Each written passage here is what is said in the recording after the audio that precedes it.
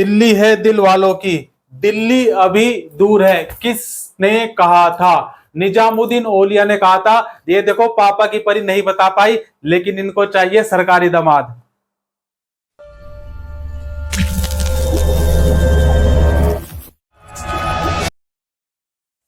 ईश्वर को जिससे जो कराना होता है वह करा लेते हैं। ना हम श्रेष्ठ हैं, ना हम खास हैं, बस हम ईश्वर के दास हैं। हर हर महादेव, जय श्री राम। औपनिवेशिकवाद और शहर, एक शाही राजधानी की कहानी। औपनिवेशिक शासन में शहरों का क्या हुआ? 1857 की क्रांति हुई और बगावत हुई, बहुत बड़ा विद्रोह हुआ। उसके बाद अंग्रेजों ने क्या किया? दिल्ली पर कब्जा कर लिया।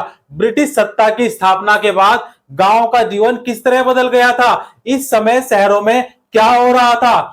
इसका जवाब इस बात पर निर्भर करता है कि हम किस तरह के कस्बे या शहर की चर्चा करते हैं, मधुरे या मुद्रे।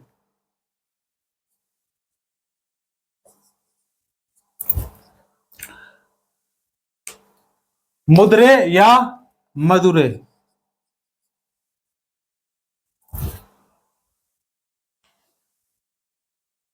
जैसे मंदिर के शहर का इतिहास, ढाका जैसे उत्पादन शहरों या सूरत जैसे बंदरगाह या एक साथ कई तरह के काम करने वाले कस्बों से बिल्कुल अलग मिलेगा।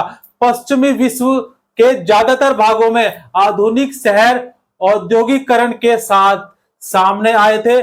ब्रिटेन में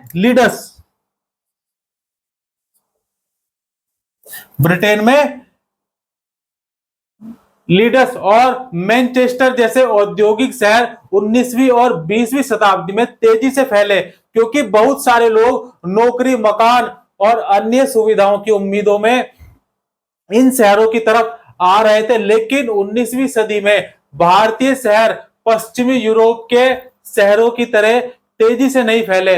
ऐसा क्यों हुआ? 18वीं शताब्दी के आखिर में कलकत्ता, बंबई और मद्रास का महत्व। कलकत्ता, बंबई, मद्रास। कलकत्ता, बंबई, मद्रास। क्या बच्चे? कलकत्ता, बंबई और मद्रास क्या थी? प्रेसिडेंसी। आप बताओ। प्रेसिडेंसी शहर के रूप में तेजी से बढ़ रहा था। ये शहर भारत में ब्रिटिश सत्ता के केंद्र बन गए थे। उसी समय बहुत सारे दूसरे शहर कमजोर पड़ रहे थे। खास चीजों के उत्पादन वाले बहुत सारे शहर इसलिए बिछड़ने लगे थे क्योंकि वहां जो चीजें बनती थी उनकी मांग घट गई थी। जब व्यापार नए इलाकों में केंद्रित होने लगा तो पुराने व्यापारिक केंद्र और बंदरगाह पहली वाली स्थिति में नहीं रहे। इसी प्रकार जब अंग्रेजों ने स्थानीय राजाओं को हरा दिया और शासन के नए केंद्र पैदा हुए तो क्षेत्रीय सत्ता के पुराने केंद्रों को भी ढहा दिया। वे भी पुराने केंद्र भी ढह गए। इस प्रक्रिया को अक्सर क्या कहा जाएगा? विशहरीकरण। क्या कहा जाएगा? विशहरीकरण। मछलीपट्टनम, सूरत और श्रीरंगपट्टनम जैसे शहरों का 19वीं सदी में काफी ज्यादा विशहरीकरण हुआ। 20वीं शताब्दी की शुरुआत में केवल 11% लोग शहर में रहते थे। कितने प्रतिशत लोग? 11% लोग शहर में रहते थे। और ऐतिहासिक शाही शहर दिल्ली 19वीं सदी में एक धूल भरा छोटा सा कस्बा बनकर रह गया था। 1912 ईस्वी में ब्रिटिश भारत की राजधानी बनने के बाद इसमें दोबारा से जान आ गई। 1912 में जब ब्रिटिश भारत की राजधानी बनी तो इसमें फिर से क्या आ गई? जान आ गई। नई दिल्ली से पहले और कितनी दिल्लियां थी? नई दिल्ली से पहले और कितनी नई दिल्लियां थी? देखो बच्चे, भले ही शब्द को कोई स्पर्श नहीं कर सकता, भले ही शब्द को कोई स्पर्श नहीं कर सकता, पर शब्द सभी को स्पर्श कर सकते हैं। अभी तुम किसी को गाली दे दो, फिर क्या होगा? थप्पड़ मार देगा। नहीं, अब गांधी तो होगा नहीं ना, आज के गांधी थोड़ी हैं, एक मारेगा वो चार दे देगा इतनी देर में। तो नई दिल्ली से, come to the point, don't do this, नहीं, नो नो। नई दिल्ली से पहले और कितनी दिल्लियां थी? आप दिल्ली को आधुनिक भारत की राजधानी के रूप में देख रहे हैं, आप दिल्ली को आधुनिक भारत की राजधानी के रूप में देख रहे हैं। क्या आपको मालूम है कि यह शहर 1000 से भी ज्यादा समय तक राजधानी रह चुका है? यह शहर 1000 साल से भी ज्यादा समय तक राजधानी रह चुका है। इस दौरान इसमें छोटे मोटे अंतराल भी आते रहे। यमुना नदी के बाएं किनारे पर लगभग 60 वर्ग मील कितना? 60 वर्ग मील, 60 वर्ग मील के छोटे से क्षेत्रफल में कम से कम 14 राजधानियां अलग अलग समय पर बसाई गई। कितनी? 14 राजधानियां अलग अलग समय पर बसाई गई। आधुनिक नगर राज्य दिल्ली में घूमने पर इन सारी राजधानियों के अवशेष देखे जा सकते हैं। इनमें 12वीं शताब्दी से 17वीं शताब्दी के बीच बसाए गए राजधानी शहर सबसे महत्वपूर्ण है। क्या है? सबसे महत्वपूर्ण है। Chandni Chowk to China,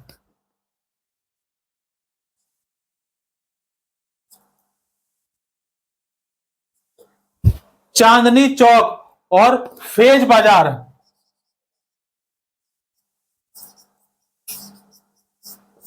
phase बाजार की मुख्य सड़कें इतनी चौड़ी थी कि वहां से शाही यात्राएं, जैसे अभी कुंभ मेले में क्या हुआ, शाही स्नान हुआ ना, और उस शाही स्नान में आम आदमी दखल नहीं दे सकता है। तो ऐसे ही चांदनी चौक और फेज बाजार की मुख्य सड़कें इतनी चौड़ी थी कि वहां से शाही यात्राएं आसानी से निकाली जा सकती थी। चांदनी चौक के बीचों बीच नहर थी। घने मोहल्ले और दर्जनों बाजारों से घिरी जामा मस्जिद,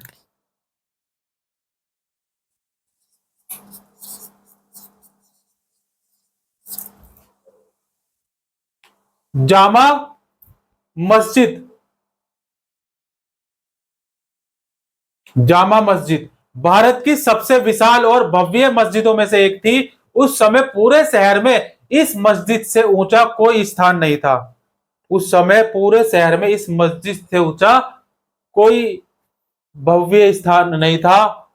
शाहजहां के समय, शाहजहां,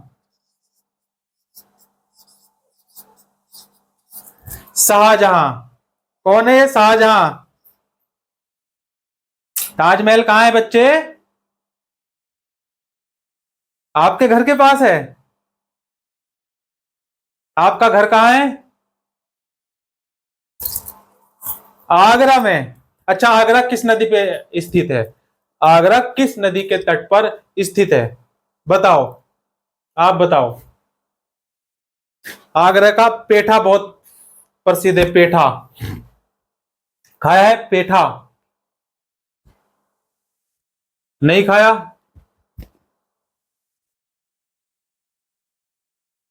राजधानी शहर सबसे महत्वपूर्ण था। क्या था? सबसे महत्वपूर्ण था। और इन सारी राजधानियों में सबसे शानदार राजधानी शाहजहां ने बसाई थी। शाहजहानाबाद की स्थापना, शाहजहानाबाद, शाह कैसे लिखेंगे बताओ बच्चे? आप लिख के दिखाओ। शाहजहां लिखेंगे पहले, शाहजहां लिख दिया, नाबाद, शाहजहानाबाद की स्थापना 1639 में कब हुई?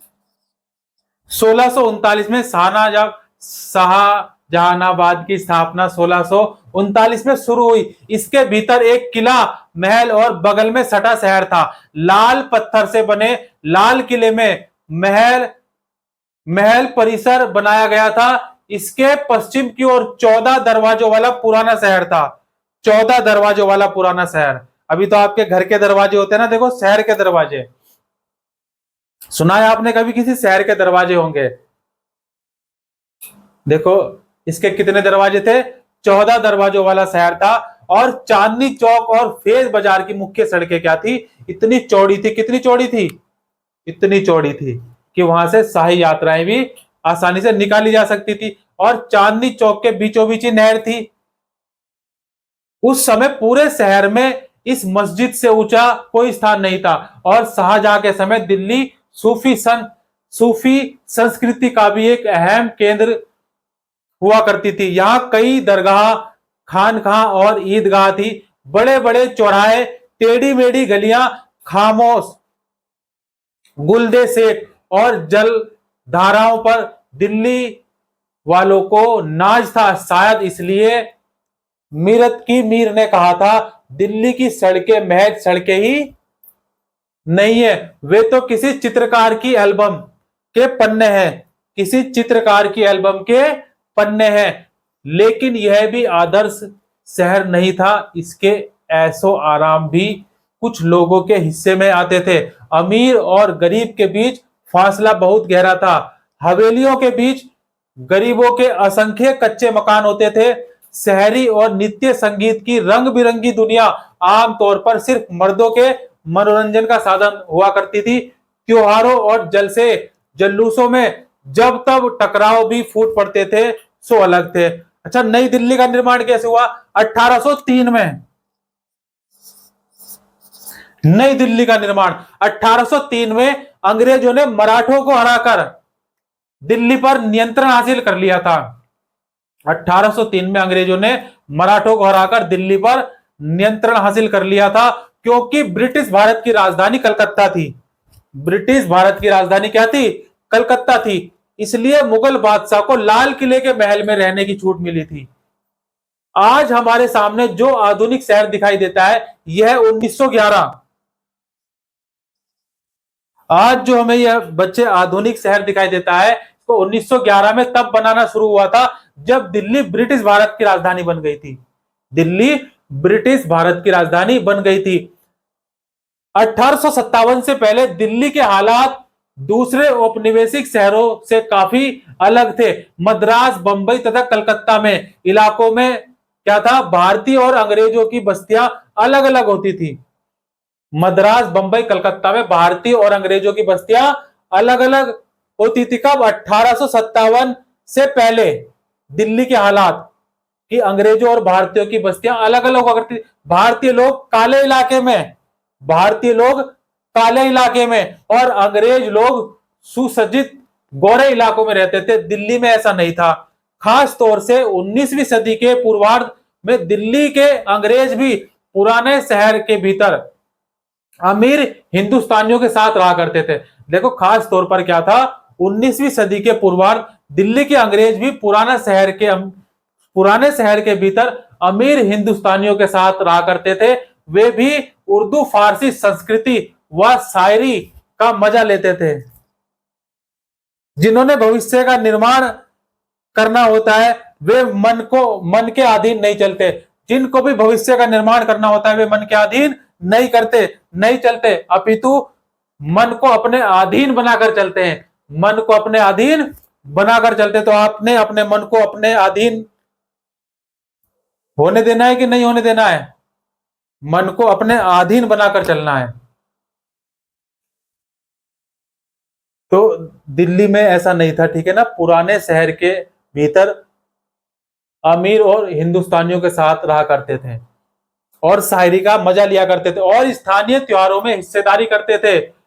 1824 में दिल्ली कॉलेज की स्थापना हुई। कब? 1824 में। 1824 में दिल्ली कॉलेज की क्या हुई? स्थापना हुई, जिसकी शुरुआत 18वीं सदी में मदरसे के रूप में हुई थी। इस संस्था ने विज्ञान और मानव शास्त्र के क्षेत्र में एक नए युग का सूत्रपात किया। यहां मुख्य रूप से उर्दू भाषा में काम होता था। बहुत सारे लोग 1830 से 1857 की अवधि को दिल्ली पुणे जागरण काल बताते हैं और 1857 के बाद सब कुछ बदल गया। 1857 के बाद सब कुछ बदल गया, क्योंकि अब अंग्रेजों को काफी कुछ पता चल चुका था। जो बगावत हुई थी, जिस बगावत का अंग्रेजों को सामना करना पड़ा। तो अंग्रेजों को काफी चीजें पता चल गई और काफी कुछ समझ में आ गया।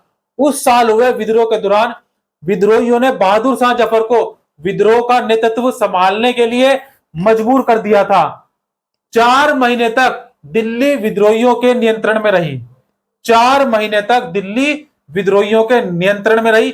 जब अंग्रेजों ने शहर पर दोबारा नियंत्रण हासिल किया तो वे बदले और लूटपाट की मुहिम पर निकल पड़े। प्रसिद्ध शायर गालिब, मिर्जा गालिब का नाम सुना है बच्चे? मिर्जा गालिब।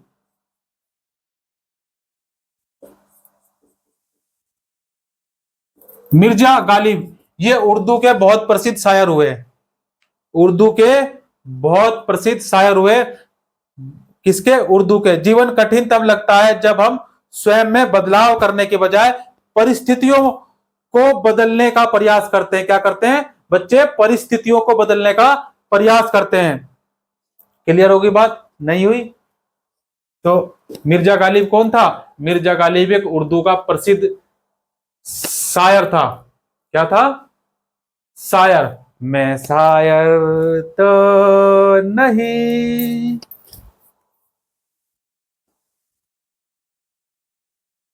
अब देखो, जब अंग्रेजों ने शहर पर दोबारा नियंत्रण हासिल कर लिया तो वे बदले और लूटपाट की मुहिम पर निकल पड़े। प्रसिद्ध शायर शायर मिर्जा गालिब उदास मन से इन घटनाओं को देख रहे थे। कौन थे? उर्दू के प्रसिद्ध शायर थे। तो ये घटनाओं को देख रहे थे बड़े प्यार से, एकदम आराम से, सुंदर स्वभाव से, एकदम ऐसा करके। 1857 में दिल्ली की तबाही को उन्होंने इन शब्दों में व्यक्त किया। जब गुस्साए शेर, शेर कौन थे? अब देखो, इंसान को शेर कहते तो वो चौड़ा हो गया। अगर कुत्ता कह देता, बे कुत्ते, देखो महिलाएं क्या करती है? महिलाएं कहती ना अपने पति को, कहते ए जी सुनते हो, ओ जी सुनते हो, तो ए जी, अबे गधे, ओ जी, ओए गधे, सुनो जी, सुन बे गधे। आ आप देखते हैं ना, पत्नियों को क्या कहा जाता है? मिसिज। मिसिज कहा जाता है ना। एक आपको एक बहुत खूबसूरत बात बताता हूं, ठीक है ना?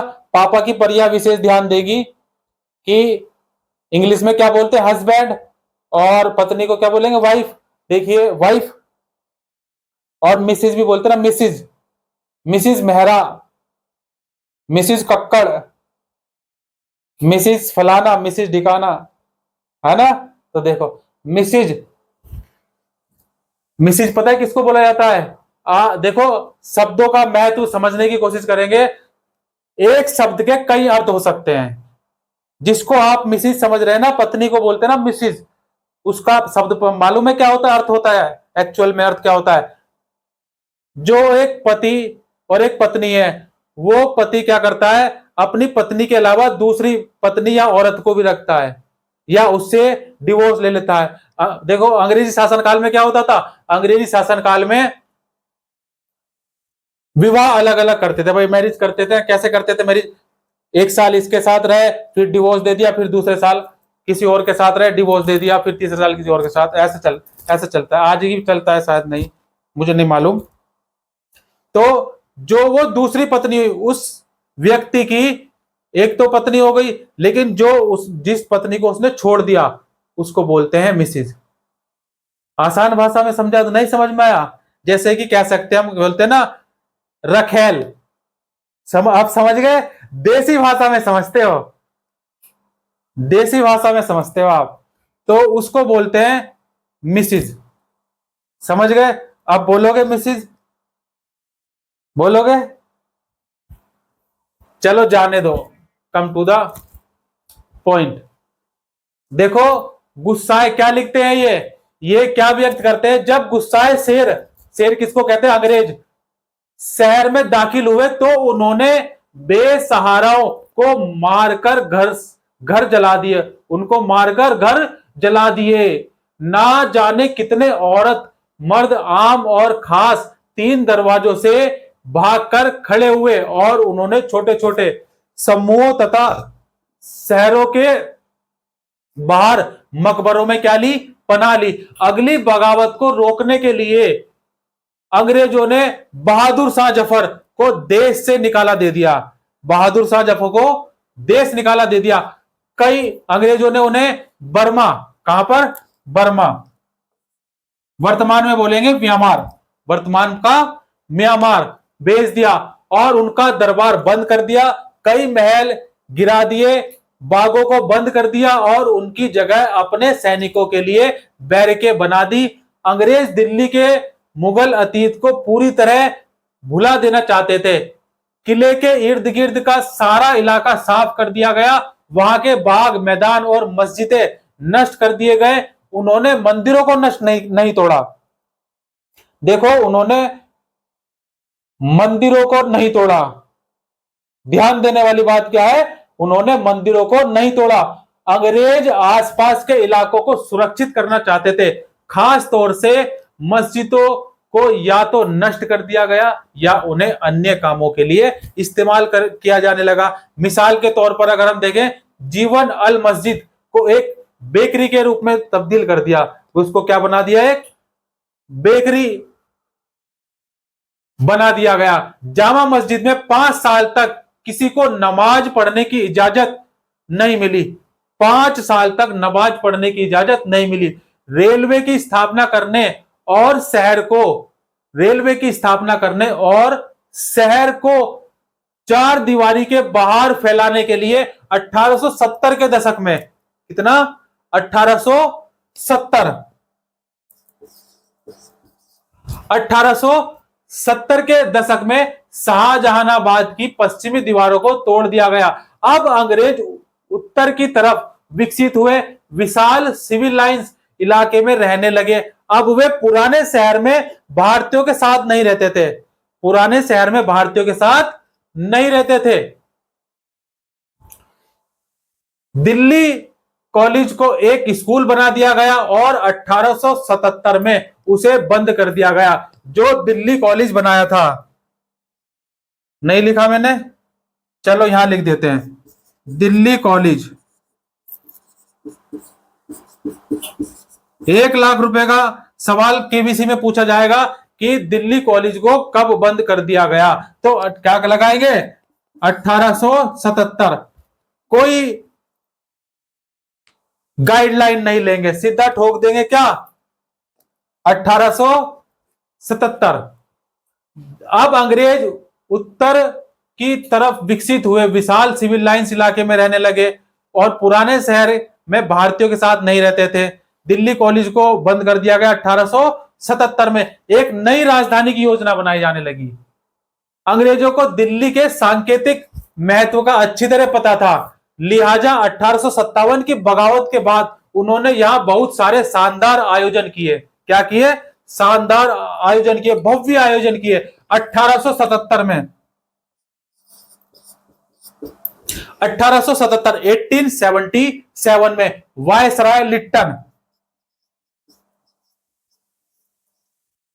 पिस्टन नहीं, लिट्टन ने रानी विक्टोरिया को भारत की मलिका घोषित करने के लिए एक दरबार का आयोजन किया। वैसे तो ब्रिटिश भारत की राजधानी अभी भी कलकत्ता ही थी, लेकिन इस विशाल दरबार का आयोजन दिल्ली में किया गया। इसकी क्या वजह रही होगी, विद्रोह के दौरान अंग्रेजों ने यह समझ लिया था कि लोगों की नजर में मुगल बादशाह का महत्व अभी भी बना हुआ है और वे उसे ही अपना मुखिया मानते हैं। लिहाजा ब्रिटिश सत्ता का मुगल बादशाहों और 1857 के बागियों के मुख्य केंद्र में पूरी तड़क भड़क के साथ प्रदर्शन किया गया। 1911 में जब जॉर्ज पंचम 1911 में जॉर्ज पंचम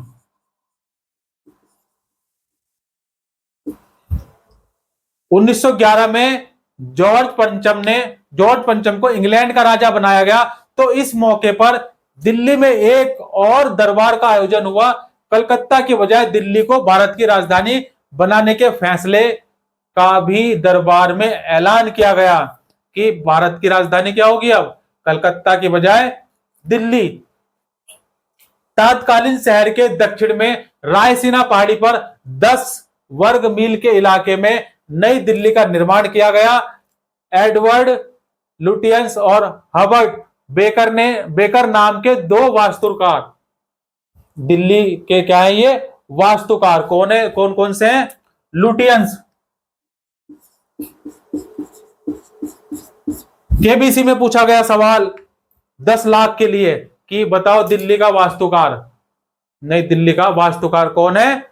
लुटियंस और हर्बर्ट।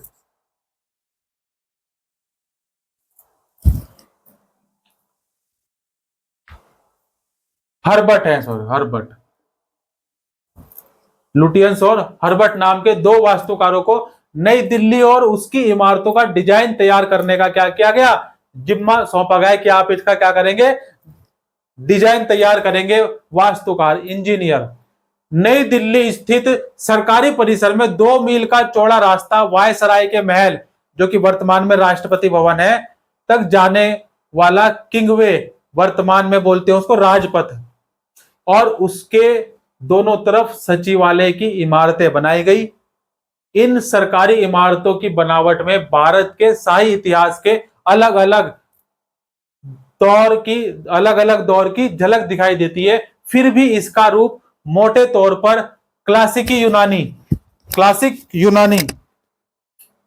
5वीं शताब्दी ईसा पूर्व का दिखाई देता है। वायसराय पैलेस का केंद्रीय गुंबद सांची में बने बौद्ध स्तूप की बनावट पर आधारित था। लाल भुरभुरे पत्थर और नक्काशीदार जालियों की प्रेरणा मुगल वास्तुशिल्प से ली गई थी, लेकिन नई नई इमारतों में ब्रिटिश प्रभुत्व की झलक भी जरूरी थी। इसलिए वास्तुकारों ने इस बात का ख्याल रखा कि वायसराय का महल शाहजहां की जामा मस्जिद से भी क्या हो? ऊंचा हो।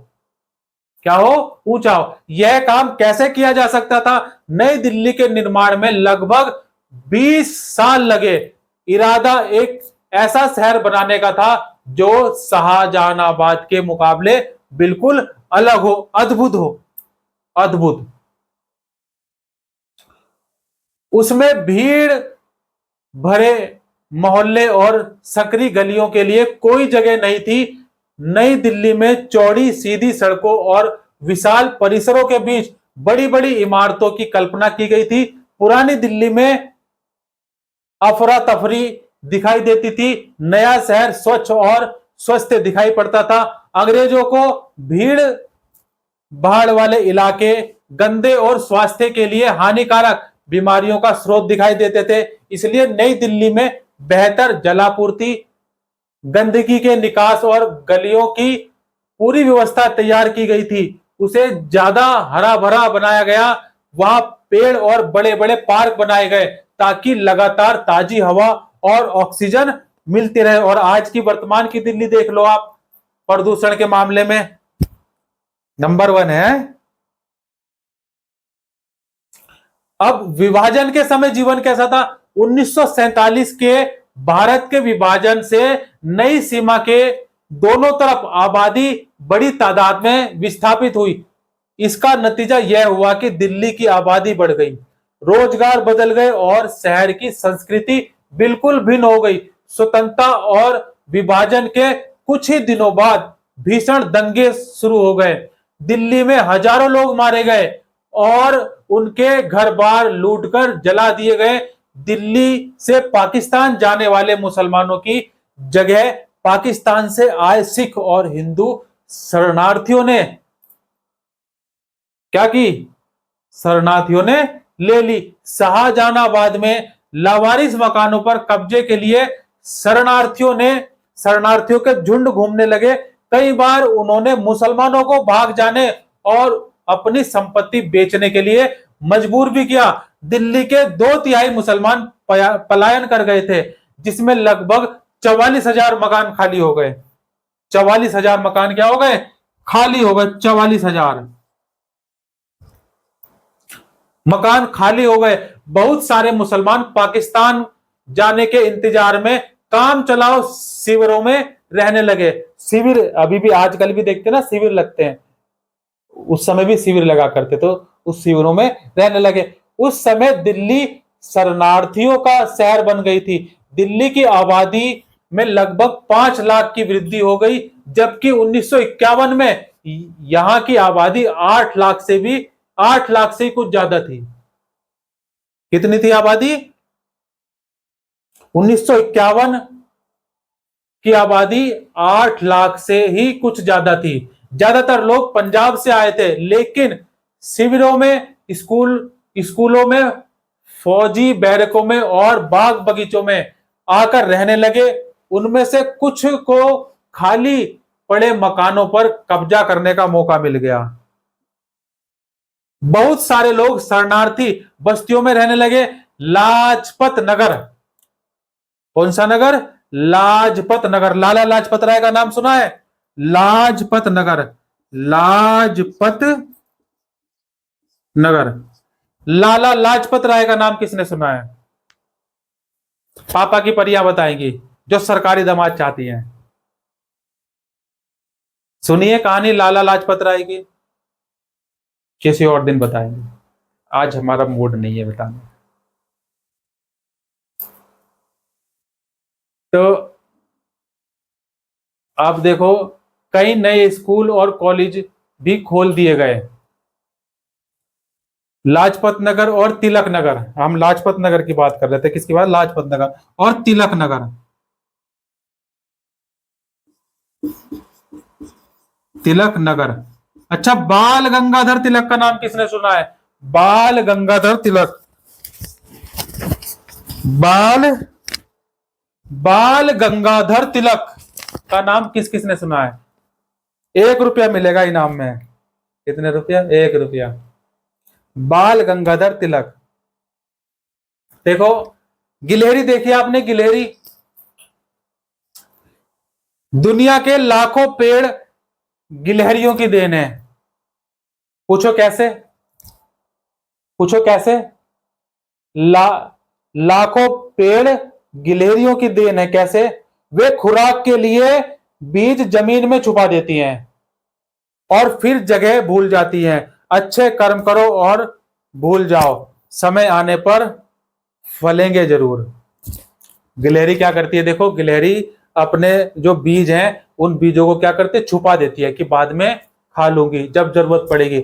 लेकिन छुपाने के बाद भूल जाती है, और फिर जब वर्षा होती है, नमी मिलती है उसको, बीज को, तो वो विशाल पेड़ बन जाता है। और विशाल पेड़ बन गया तो वो फल देगा जरूर। ऐसा तो नहीं है नहीं देगा। हो सकता है? ऐसा पॉसिबल है? नहीं है ना। चलिए इधर आ जाओ आप, ठीक है। तो लाजपत नगर और तिलक नगर जैसी बस्तियां इसी समय बसी थी। दिल्ली में आने वालों की जरूरत को पूरा करने के लिए दुकान और स्टॉल खुल गए थे। कई नए स्कूल और कॉलेज भी खोल दिए गए। 1877 में बंद किया, लेकिन अब कई स्कूल और कॉलेज खोल दिए गए। जो लोग यहां से गए थे, उन्होंने उस जगह आए शरणार्थियों की निपुणता और काम धंधे बिल्कुल अलग थे। पाकिस्तान जाने वाले बहुत सारे मुसलमान कारीगर, छोटे मोटे व्यापारी और मजदूर थे। दिल्ली आए नए लोग ग्रामीण भूस्वामी, वकील, शिक्षक, व्यापारी और छोटे दुकानदार थे। विभाजन ने उनकी जिंदगी और उनके व्यवसाय बदल दिए थे। अब जैसे कि अब आप देखेंगे, समझा दें, आसान भाषा में समझा दें, उत्तर प्रदेश और उत्तराखंड क्या है? आपस में जुड़े हुए, बॉर्डर से जुड़े हुए क्या है? 2 राज्य हैं, उत्तर प्रदेश भी और उत्तराखंड भी। अब देखो, उत्तर प्रदेश के लोग उत्तराखंड में आकर क्या निवास कर रहे हैं, धनोपार्जन हेतु भी कर रहे हैं, कुछ परमानेंट भी रह रहे हैं, आए और यहीं बस गए। और विदेशों से आकर हमारे भारत में कई लोग बस गए। हम ये इतिहास में पढ़ते आ रहे हैं, अभी तक शुरू से पढ़ते आ रहे हैं। पढ़ा कि नहीं पढ़ा बच्चे? नहीं पढ़ा तो देख लेना, पढ़ाया है मैंने पिछले क्लासेस में। क्लियर होगी बात? अब देखो, अब पता लगा वहां पर तो वो खेती कर रहे थे, उत्तर प्रदेश में खेती कर रहे थे, या किसी दुकान पर काम कर रहे थे, मजदूरी कर रहे थे, पेंटिंग कर रहे थे, खुदाई कर रहे थे, खेती कर रहे थे। लेकिन जब हरिद्वार आए तो उन्होंने क्या किया? अपना धनोपार्जन बदल लिया। और जिनको नहीं आता था, उन्होंने कुछ नए धनोपार्जन हेतु कुछ नए काम धंधे सीख लिए। उन्होंने कुछ अपने नए काम धंधे सीख लिए, तो समझ पाए, तो उनके व्यवसाय बदल गए। क्यों? क्योंकि यहाँ की अब उत्तर प्रदेश में वो क्या काम करता है क्या नहीं करता है, वहां की इन्वायरमेंट क्या है वो वहां वहां का हिसाब किताब है। लेकिन यहाँ तो उसको अगर धनोपार्जन करना है तो यहाँ के हिसाब से काम करना पड़ेगा ना। अब पता लगा यहाँ के हिसाब से अगर काम नहीं करेगा तो यहाँ भी बर्बाद हो जाएगा, चौपट हो जाएगा, नहीं हो जाएगा चौपट। इसलिए यहाँ के हिसाब से काम करना पड़ेगा। और आसान भाषा में समझा दूं? ठीक है, ठीक। अब देखो, आप एक बात का ध्यान देना, पापा की परियां ध्यान देगी क्या कि वो पार्टी में जाती है पार्टी में। और आज मेरी फलानी तारीख को, क्या कितनी तारीख को कह लें, 18 फरवरी को मेरी फ्रेंड की शादी है ना। अब उसके दिमाग में क्या पहनूंगी 10 दिन पहले से ही चलता है, नहीं चलता है। अब उसकी फ्रेंड ने क्या कहा कि तू 5 दिन पहले आएगी। कितने दिन पहले आएगी? 5 दिन पहले आएगी। अब वो अपने घर में तो जो है क्या थी, अपने घर में 10 बजे सो के उठती थी। कितने बजे सो के उठती? 10 बजे सो के उठती थी और 12 बजे नाश्ता करती थी, 4 बजे खाना खाती थी, लंच। लेकिन जब वो अपनी फ्रेंड के यहाँ 5 दिन पहले शादी में गई, तब वहां क्या 10 बजे सो के उठेगी? नहीं ना। वहां तो 6 बजे उठ गई, नाश्ता मिल गया 7 बजे। क्यों? इन्वायरमेंट का फर्क पड़ा। क्या पड़ा? क्या उसको प्रॉब्लम है कोई, इसको बोलते हैं एडजस्टमेंट। लेकिन ये एडजस्टमेंट उसके खुद का नहीं था, इसका था, 1400 ग्राम का, उसका नहीं था। समझ पाए? तो वहां उसकी इन्वायरमेंट, उसने क्या किया, वहां उसकी इन्वायरमेंट के हिसाब से एडजस्ट। तो यहां पर भी बिल्कुल सेम चीज है, व्यवसाय बदलने पड़ेंगे और बदले भी। समझ पाए? फेरी वाले, पटरी वालों, बढ़ई और लोहारों के तौर पर उन्होंने नए रोजगार अपनाए। इनमें से बहुत सारे नए व्यवसायों में काफी सफल भी रहे। ऐसा नहीं है, सफलता भी मिलती है। अगर आप मेहनत करेंगे ना, किसी भी फील्ड में आप मेहनत करें तो आपको सफलता भी जरूर मिलेगी। पेड़ लगाएंगे तो फल मिलेगा ही मिलेगा, आज नहीं तो कल मिलेगा, नहीं मिलेगा तो दूसरा लगा दे, दूसरा लगा दे। अब तुझे बारिश पसंद नहीं है, तुझे बारिश पसंद नहीं है तो क्या घर से निकलेगा नहीं? छाता लेके निकल जा, क्या दिक्कत है? समझ पाए बात को? तो व्यवसाय बदल दिए थे और बहुत सारे व्यवसाय काफी सफल भी रहे। पंजाब से आई विशाल टोलियों ने दिल्ली का सामाजिक परिवेश पूरी तरह बदल दिया। भोजन, पहनावे और कला के हर क्षेत्र में मुख्य रूप से उर्दू पर आधारित शहरी संस्कृति नई रुचियों और संवेदनशीलता के नीचे दब गई। अच्छा, पुराने शहर के भीतर, इस बीच पुराने शहर यानी शाहजहानाबाद का क्या हुआ था? अतीत में मुगलों के जमाने की प्रसिद्ध नहरों से घरों में न केवल पीने का ताजा पानी आता था, बल्कि दूसरी घरेलू जरूरतों के लिए भी पानी मिल जाता था। 19वीं सदी में जलपूर्ति और निकासी की इस बेहतरीन व्यवस्था को नजरअंदाज किया जाने लगा। कुओं, बावड़ी, क्या बोलते हैं बावड़ी, रानी की बाव कहां पर है? रानी की बाव, रानी की बाव, रानी की बाव कहां पर है? बताओ बच्चे, रानी की बाव बताओ।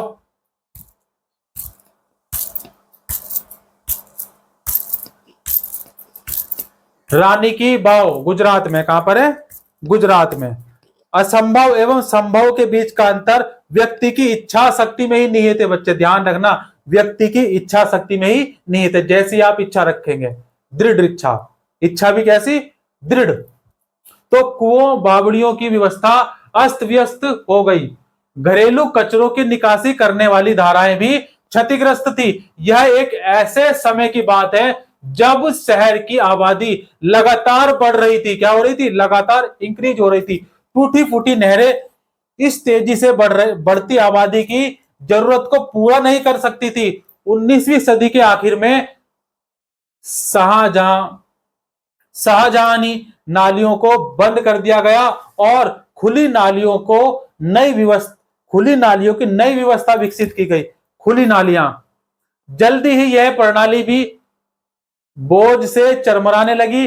बहुत सारे अमीर लोगों को सड़क किनारे बहती नालियों और उफनते खुले नालों की बदबू परेशान करती थी। बहुत बदबू आती थी। क्या होती थी? बहुत ही बदबू आती थी। अभी एक बच्चे ने मेरे से सवाल किया था, हिंदी का प्रश्न था। क्या था वो हिंदी का प्रश्न? कि रामू ने रामू को कुत्ते ने काट लिया। रामू को कुत्ते ने काट लिया। तो रामू कुत्ते से प्यार करेगा, कुत्ते के पास आएगा, या कुत्ते के साथ हो लो करेगा? दूर भागेगा ना। क्या भागेगा? दूर भागेगा। भाई कुत्ता अगर किसी व्यक्ति को काटेगा तो वो व्यक्ति भागेगा या उससे करेगा आजा बेटे आई लव यू? नहीं ना, दूर भागेगा। और जिस चीज से क्या होगा?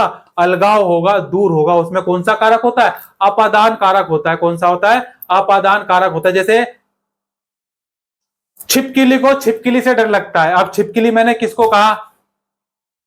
छिपकली को छिपकली से डर लगता है, तो छिपकली दूर भागती है। कौन सा कारक हो जाएगा? अपादान कारक हो जाएगा। क्या हो जाएगा? अपादान कारक हो जाएगा। क्लियर हो गई बात बच्चे? जो चीजें दूर भागती है, अलग होती है। पेड़ से पत्ता गिरता है, गोमुख से गंगा निकलती है। गोमुख से गंगा निकलती है। Delhi, come to the point, Delhi municipal committee एक अच्छी निकासी व्यवस्था पर पैसा खर्च करने को तैयार नहीं थी। यद्यपि उसी समय नई दिल्ली के इलाके में निकासी व्यवस्था पर लाखों रुपए खर्च किए गए। हवेलियों का क्या हो गया? पतन हो गया। हवेलियों का क्या हुआ बच्चे? हवेलियों का हुआ पतन। 17वीं और 18वीं शताब्दी में मुगल कुलीन वर्ग भव्य हवेलियों में रहता था। कुलीन वर्ग कहां रहता था? भव्य बड़ी बड़ी हवेलियों में रहता था। 19वीं सदी के मध्य का नक्शा देखने पर ऐसी कम से कम 100 हवेलियां दिखाई देती हैं। कितनी? 100, 100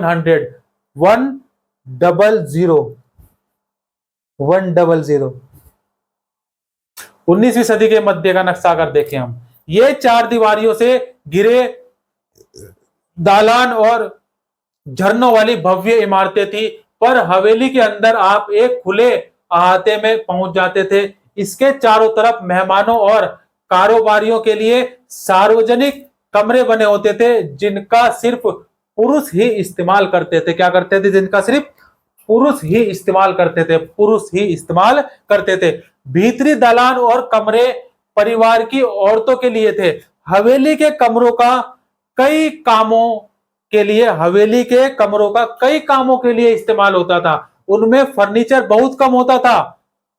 जहां तक कि 19वीं शताब्दी के मध्य तक भी कमर अल दीन खान कमर अल दीन खान कमर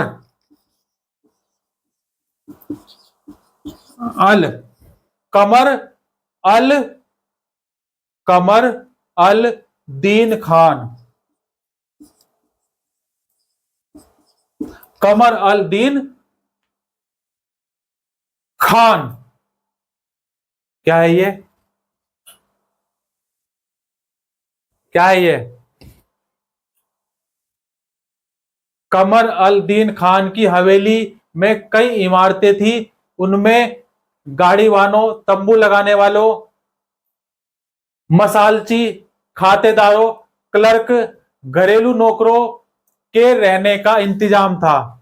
बहुत सारे मुगल अमीर ब्रिटिश शासन के समय इन विशालकाय इमारतों को संभालने की हालत में नहीं थे। फलस्वरूप हवेलियां बढ़ने लगी, उनके हिस्सों को बेचा जाने लगा। हवेलियों के जो हिस्से सड़क पर खुलते थे, वहां दुकान या गोदाम बन गए। कुछ हवेलियां नए उभरते व्यवसायी वर्ग के नियंत्रण में चली गई। बहुत सारी उपयोग में ना होने के कारण बेकार हो गई। औपनिवेशिक बंगले में इन हवेलियों से बिल्कुल अलग थे। औपनिवेशिक बंगले इन हवेलियों से क्या थे? बिल्कुल अलग थे। ये बंगले एकल परिवार के लिए बनाए गए थे। इसलिए उनमें एक मंजिल की ढलवा छत वाली इमारत होती थी। ये बंगले आमतौर पर 1 या 2 एकड़ के खुले स्थान पर बने होते थे।